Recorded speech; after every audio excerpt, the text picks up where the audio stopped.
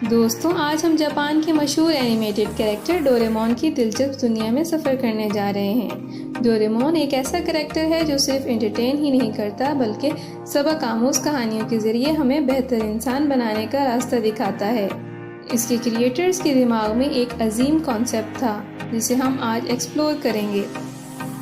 Doraemon के episodes में कहानियों के ज़रिए व्यूवर्स को बहुत ही अहम माशरती पैगाम दिए जाते हैं। ये बच्चों के लिए बेहतर माशरती और अच्छी सोच की तरफ रुझान दिलाते हैं, जैसे डोरेमोन और नोबिता के रिश्ते की अदबी अहमियत का जिक्र करना, उनकी दोस्ती और उनका एक दूसरे के साथ समझदारी से काम करना, मेहनत की अहमियत और अपने मकसद को हासिल करने के लिए मेहनत करना, दूसरों पे मेहरबानी और दूसरों को समझने वाला बनना। डोरेमोन हमेशा दूसरों की मदद करने के लिए तैयार रहता था।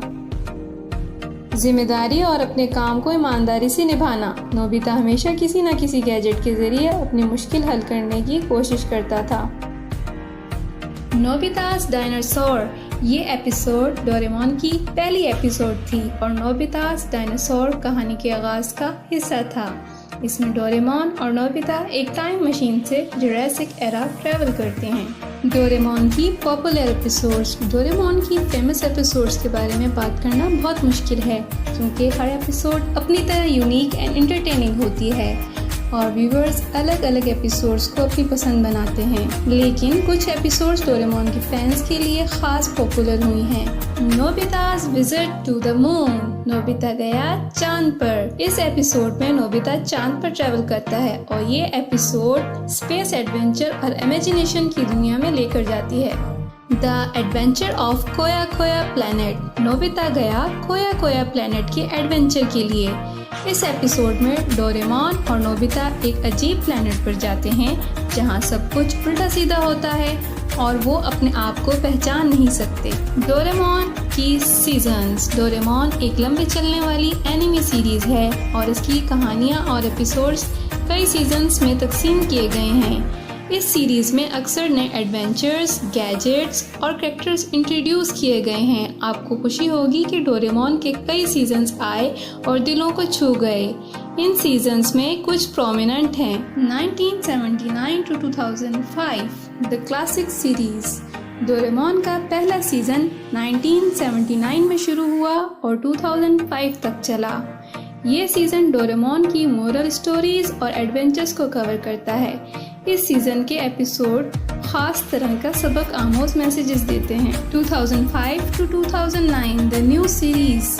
डोरेमोन के मशहूर होने के बाद नया सीजन 2005 में शुरू हुआ। इसमें नए एनिमेशन स्टाइल्स और बेहतरीन ग्राफिक्स का इस्तेमाल किया गया।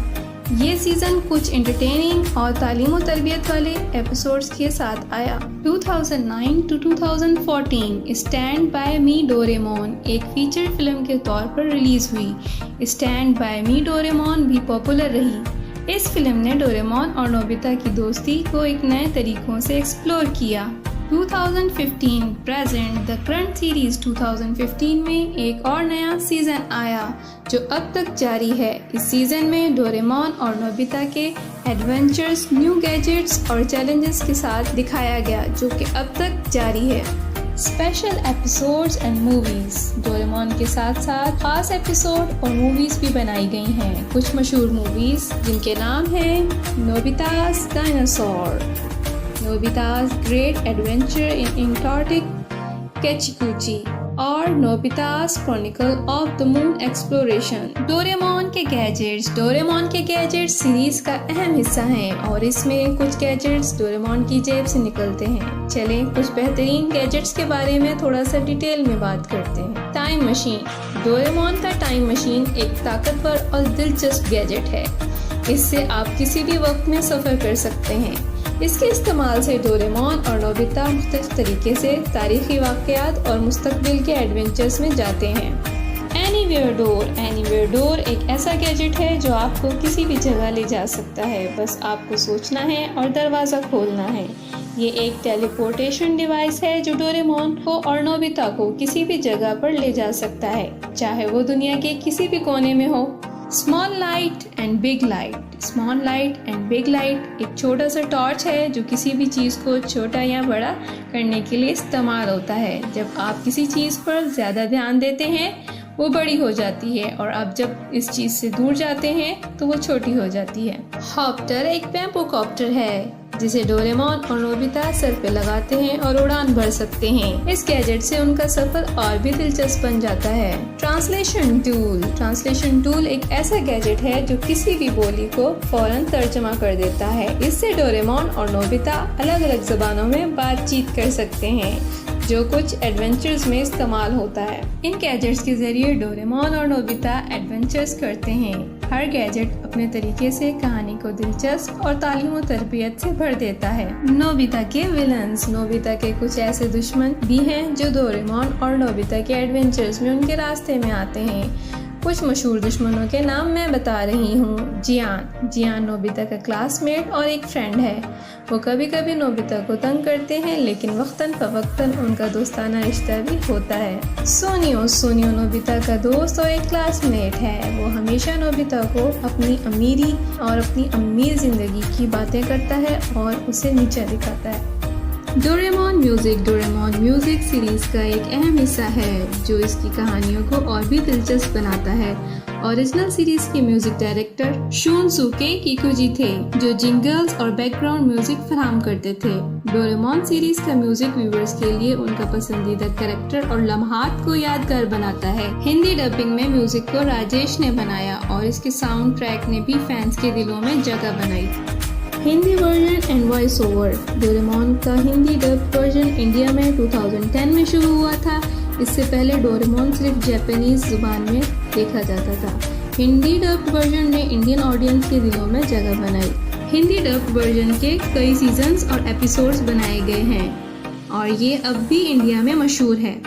डोरेमोन की हिंदी डब वर्जन में कुछ आर्टिस्ट ने कैरेक्टर्स की आवाज़ें दी हैं जिनमें नोबिता के कैरेक्टर की आवाज निखिल बोतानी ने दी है। डोरेमोन की आवाज सबिया साची ने दी है।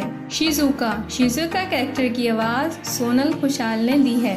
जियान के कैरेक्टर की आवाज आनंद ने दी थी। सुनियो के कैरेक्टर की आवाज कनिका कपूर ने दी थी।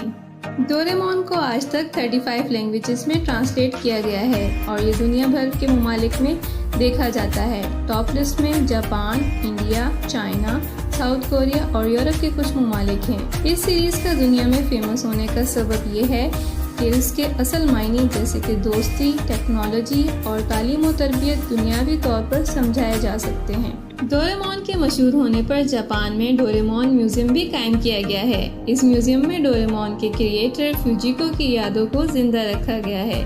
इस म्यूजियम का मकसद डोरेमोन के फैंस को उसके क्रिएटर्स के काम और कहानियों से वाकिफ कराना है।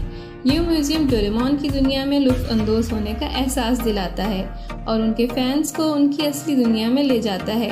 यहाँ आप उनके असल स्केचेस और कहानियाँ भी देख सकते हैं। इस तफसीली सफ़र में हमने डोरेमोन की कहानी के कुछ अहम पहलुओं को जाना। ये सीरीज़ सिर्फ एंजॉयमेंट के लिए नहीं है बल्कि सबक आमोज़ कहानी है जो दोस्ती, प्यार और टेक्नोलॉजी के ज़रिए हमारे दिलचस्प तजावीज़ात बेहतर बनाता है। डोरेमोन एक ऐसा कैरेक्टर है जो बचपन से लेकर बुढ़ापे तक हर उम्र के लोगों को अपनी कहानियों से लुत्फानंदोज करता है। अगर आपको हमारी ये वीडियो पसंद आई है तो कमेंट सेक्शन में हैशटैग के साथ मार्क कीजिएगा। अगर इस तरह की और मज़ीद फैक्ट जानना चाहते हैं तो जाने से पहले इस चैनल को सब्सक्राइब करना ना भूलिएगा। Thanks for watching Doraemon adventure channel. आज की वीडियो में इतना ही। बाकी पार्ट 2 में जानिए डोरेमोन से जुड़े हक़ाइक़।